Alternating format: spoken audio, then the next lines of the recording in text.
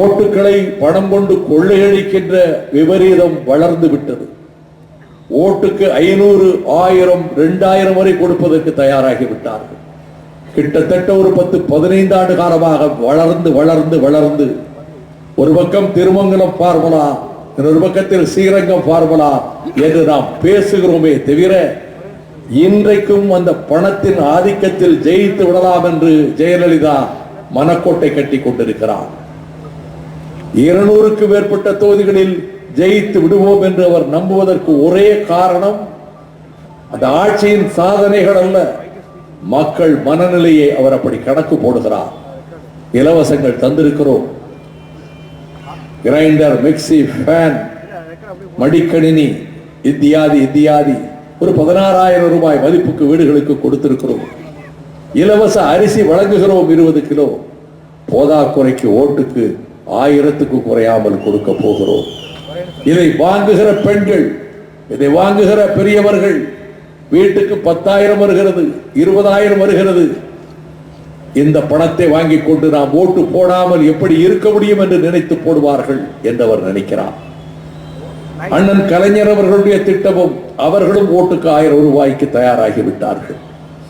பணத்துக்கு பஞ்சமில்லை இருதரப்பிலும். மேடம் ஜெயலலிதா அவர்களே, முதலமைச்சர் அவர்களே, நான் தாய் போன்றவள், தமிழ்நாட்டு மக்களுக்கு நான் ஒரு தாய் என்று சொன்னீர்கள். நானும் தமிழ்நாட்டில் ஒரு பிரஜைதான். தாய் என்ற சொல்லை உச்சரிக்க உங்களுக்கு அருகதையே கிடையாது. அம்மா என்ற பெயரை உச்சரிக்க உங்களுக்கு யோகியதையே கிடையாது.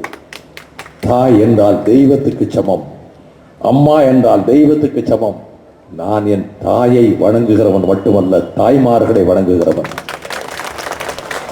என் தாய் மாரியம்மாளை மட்டுமல்ல, எல்லா தாய்மார்களையும் என் தாயாக நினைத்து வழிபடுகிறவன். பல்லாயிரக்கணக்கானவர்களை கொதிக்கும் வெயில் நெருப்பிலே கொண்டு வந்து உட்கார வைத்து, விருத்தாச்சலத்தில் மணி 10க்கு உட்கார வைத்து, அவர்கள் தண்ணீர் என்று தாகத்தால் தவித்த போது அவர்களுக்கு குடிக்க தண்ணீர் கொடுக்காமல் வெயிலிலே சுருண்டு அப்படியே நெருப்பிலே வதங்கி போய் நிழல் தேடி போகலாமா என்று புறப்பட்ட போது அதிமுகவினர் மிரட்டி உட்கார வைத்து, போலீஸ்காரர்கள் அவர்களை வந்து நீங்கள் எழுந்திருக்க கூடாது என்று சொல்லி, என்ன ஹிட்லர் தர்பாரா, முசோலினி தர்பாரா, இடியமீன் தர்பாரா, என்ன நாடா, ஜனநாயக நாடா அல்லது சர்வாதிகார கொடுமை தலைவிரித்தாடுகின்ற பேய் அரசு செய்தால் பிணந்தின்னு சாத்திரங்கள் என்கின்ற நிலைமையா? 4 பேர் செத்து போனார்கள். நான் நம்புவதெல்லாம் எந்த கட்சியிலும் இல்லாத அந்த செல்போன் சிங்கங்கள் என்று அழைக்கக்கூடிய இளம் தமிழர்கள், இளம் தலைமுறையினர், படித்தவர்கள், மாணவர்கள், மாணவிகள், எந்த அரசியல் கட்சியிலும் இல்லாதவர்கள். அவர்களால் முடியும். பேய்மலை பெருவெள்ளம் வந்து செம்பரம்பாக்கம் ஏரியிலிருந்து முறையில்லாமல் தண்ணீர் திறந்து விடப்பட்டு உடல்கள் உயிரற்று மிதந்த போது, வீடுகள் அடித்து செல்லப்பட்ட போது, அத்தனை சொத்துக்களை இழந்துவிட்டு பரிதவித்த போது, பசி பசி பட்டினி என்று 3 நாள் 4 நாள் அவர்கள் தவித்த போது, முன்பின் அறியாத இளம் பிள்ளைகள், கட்சிகளை சேராதவர்கள் ஓடோடி வந்து உதவினார்களே, அந்த பொற்கரங்களை கேட்கிறேன். வீட்டுக்கு செல்லுங்கள், உங்கள் பெற்றோரிடம் சொல்லுங்கள், நாடு மீட்க முடியாத நரகத்துக்கு போகாமல் தடுக்க வேண்டும். இந்த 2 கட்சிகளுக்கும் நீங்கள் ஓட்டு போடக்கூடாது என்று உங்கள் தாயிடம், தந்தையிடம், அண்ணனிடம், அக்காளிடம், மாமன் மாமியிடம், அத்தையிடம், உறவினர்களிடம், சுற்றத்தாரிடம், பந்துக்களிடம், நண்பர்களிடம் சொல்லுங்கள். தமிழகம் பூராவில் இருக்கக்கூடிய இளைய தலைமுறையினரே, உங்களை விட நான் வயதில் மூத்தவன். வாழ்க்கையின் பெரும்பகுதி என் வாழ்க்கையில் ஓடி மறைந்து விட்டது.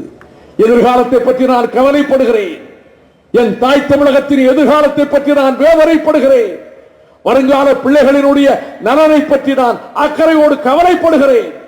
இதை மீட்காவிட்டால், மீள முடியாத நரகத்துக்கு சென்று விட்டால் அதன் விளைவு ஜனநாயகத்துக்கே அழிவு ஏற்பட்டுவிடும். அவ்வளவுதான் சொல்வேன்.